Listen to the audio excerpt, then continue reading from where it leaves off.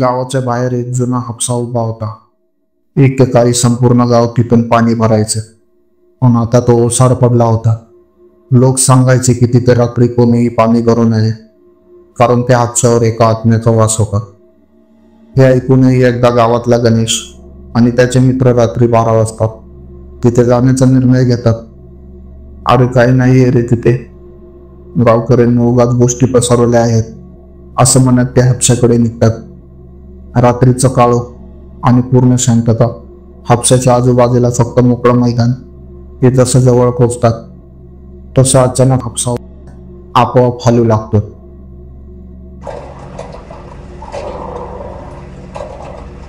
कोणी हात न लावता हापशाचा दांडा वर खाली होत होता. अचानक तिथून काळसर रंगाचं पाणी बाहेर आलं, पण ते पाणी नव्हतं. ते गडद लालसर दिसत होतं, जणू रक्त. हे काय आहे असं म्हणताच गणेशने मागे वळून पाहिलं, आणि तिथे एक स्त्री उभी होती. ओल्या केसाची, पांढऱ्या साडी आणि चेहरा स्पष्ट. ती हळूहळू पुढे येऊ लागली, आणि तिच्या तोंडातून एकच आवाज येत होता, पाणी, मला पाणी दे. गणेश आणि त्याचे मित्र जागचे हल्ले नाही. अचानक त्या बाईचा चेहरा बेसूर झाला. तिचे डोळे काळे पडले आणि तोंड पूर्ण फाटून मोठं झालं. ते शहरावैरा पडू लागलं, पण हापशाच्या पासून आवाज अजूनही त्यांना ऐकू येत होता.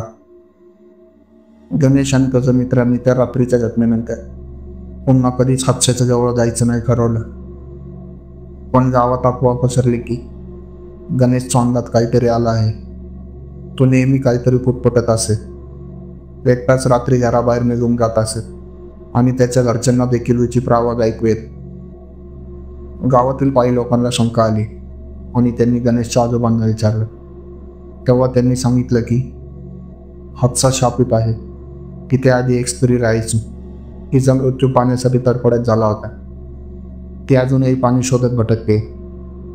बऱ्याच वर्षापूर्वी हाच हापसा गावातला एकमेव पाणी पुरवठा करणारा स्फोट होता. सुमित्रा नावाची विधवा बाई आपल्या मुलासोबत गावात राहत होती. तिचा नवरा एका दुर्घटनेत मरण पावला होता, आणि तिला सतत गावकऱ्यांचा तिरस्कार सहन करावा लागायचा. एके दिवशी उन्हाळ्याच्या तीव्र दुपारी संपूर्ण गाव पाण्यासाठी तडफडत होता. लोक लांबच्या ओढ्याला जात होते, पण सुमित्राला तिचा मुलगा आजारी असल्याने कुठेही जाता येत नव्हता. तिने गावकऱ्यांना मदतीची विनंती केली, पण कोणीही तिला पाणी दिलं नाही. ती हापशाकडे गेली, पण पाणी संपलेलं होतं. ती पुन्हा पुन्हा हापसा चालवत राहिली, पण एक थेंबही पाणी बाहेर पडलं नाही. अखेर ताण आणि थकव्याने ती तिथेच कोसळली. गावकऱ्यांनी तिला मदत केली नाही, आणि तिने तिथेच जीव सोडला. पण ती मरणाच्या आधी एकच वाक्य म्हणाली होती, मी इथं आहे आणि मी पाणी शोधत राहील. मी पाणी शोधत राहील. माझा जीव जातोय, पण माझं शापित पाणी तुम्हाला कधीही मिळणार नाही. जो जो इथून पाणी भरेल तो माझ्या तहानेचा भाग होईल, आणि माझ्या तहानेला कधीच अंत नाही. त्या दिवसानंतर हापशाचं पाणी अचानक आटून गेलं. गावात पाणी मिळेनासं झालं. लोक रात्रीच्या वेळी हापशावर जाऊ लागले, पण कोणीही पाणी भरू शकलं नाही. हापशावरून फक्त काळसर पाणी बाहेर पडायचं, आणि त्यातून विचित्र कुजबूज ऐकू यायची. आजही ती पाणी शोधते. त्या घटनेनंतर गावात अनेक विचित्र गोष्टी घडू लागल्या. लोकांनी पाहिलं की रात्रीच्या वेळी हापशावर कोणी गेला की तो गायब व्हायचा. एका म्हातारीने सांगितलं की तो पाटे उठून पाणी भरण्यासाठी गेला होता, पण तिथे कोणीतरी उभं होतं. एक स्त्री, ओल्या केसांनी, चेहरा अंधूक आणि डोळे जळजळीत लाल. ते हळूच त्याच्या कानात कुजबुजले, पाणी दे. माझं पाणी घेतोस ना, आता माझी तहान तुझ्या आत्म्याने भागेल. तेव्हापासून कोणीतरी रात्री हापशावर जाताच त्या स्त्रीचा आवाज ऐकू यायचा.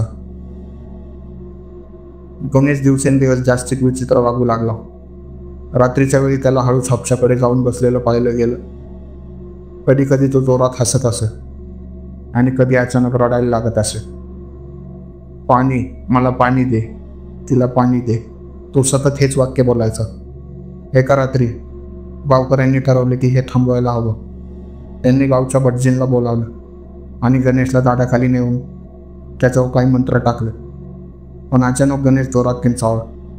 त्याच्या तोंडातून पिवळत रंगाचं पाणी बाहेर येऊ लागलं आणि त्याच्या डोळ्यातून काळसर अश्रू वाहू लागले.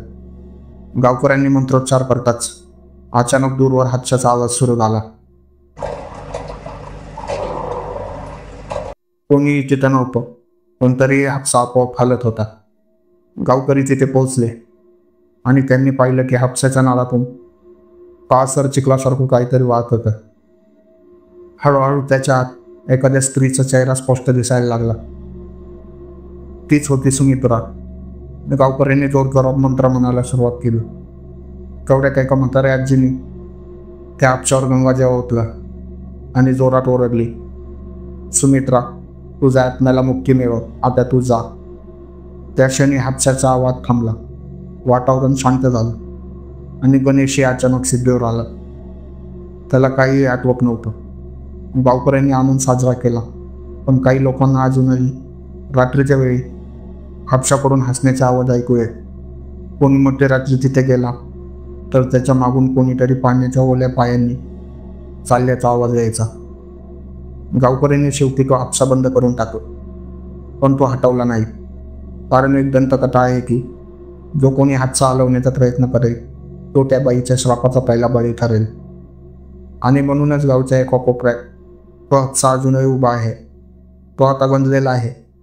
त्याच्यावर वाळणाऱ्या पानाचा सडा पडलेला आहे.